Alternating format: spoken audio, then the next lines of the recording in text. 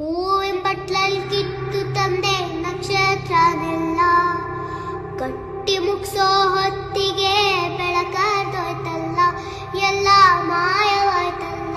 ಆ ಸರ್ವಶಕ್ತಿಯ ಕೃಪೆ ಅನ್ಸುತ್ತೆ ಇನ್ನೇನು ಮುಗೀತು, ನಾವು ಮುಂದೆ ಏನೂ ಮಾಡೋಕ್ಕಾಗಲ್ಲ ಅಂತ ಬೇಜಾರಲ್ಲಿರ್ಬೇಕಾದ್ರೆ ಈ ವ್ಯಕ್ತಿ ಇಷ್ಟು ದಿನ ಅದೆಲ್ಲಿದ್ನೋ ಗೊತ್ತಿಲ್ಲ, ಆದ್ರೆ ಈಗ ಮುಂದೆ ಬಂದಿದ್ದಾನೆ. ಸ್ವತಂತ್ರ ಭಾರತದ ಇತಿಹಾಸದಲ್ಲೇ ಇಂತಹ ಪ್ರಕರಣ ಮತ್ತೊಂದಿರಲಾರದು.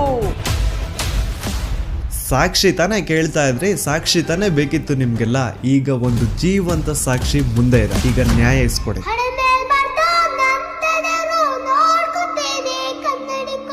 ಅದೇ ಒಂದು ನೇತ್ರಾವತಿ ನದಿ ತೀರದಲ್ಲಿ ಡೈಲಿ ಒಂದು ಹೆಣ ಬೀಳೋದು.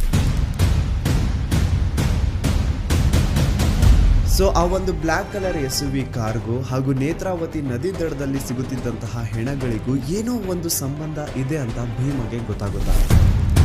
ಈವನ್ ಸಿಗುವಂತಹ ಡೆಡ್ ಬಾಡೀಸ್ ನ ಸಹವಾಸಕ್ಕೆ ಪೊಲೀಸರು ಹೋಗ್ತಿದ್ದಿಲ್ಲ. ಸೊ ಯಾಕೆ ಅಲ್ಲಿನ ಪೊಲೀಸ್ ಅವ್ರಿಗೆ ಯಾರ್ದು ಅಂತ ಭಯ ಇತ್ತು?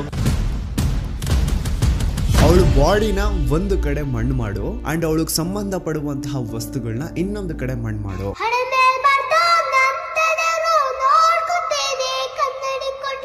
ಪಾಪ ಹುಡುಗಿ ಯಾರ ಮಗಳಿದ್ಲೋ ಗೊತ್ತಿಲ್ಲ, ಆದ್ರೆ ಮಣ್ಣಲ್ಲಿ ಗುರ್ತಿಲ್ದೇನೆ ಮಣ್ಣಾಗ್ಬಿಟ್ಟಿರ್ತಾಳೆ.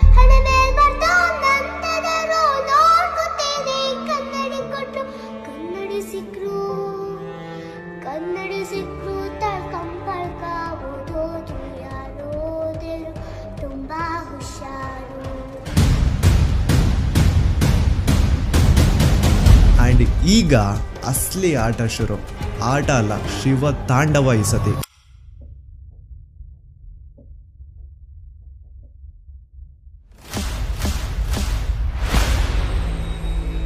27 ಫೆಬ್ರವರಿ 2025.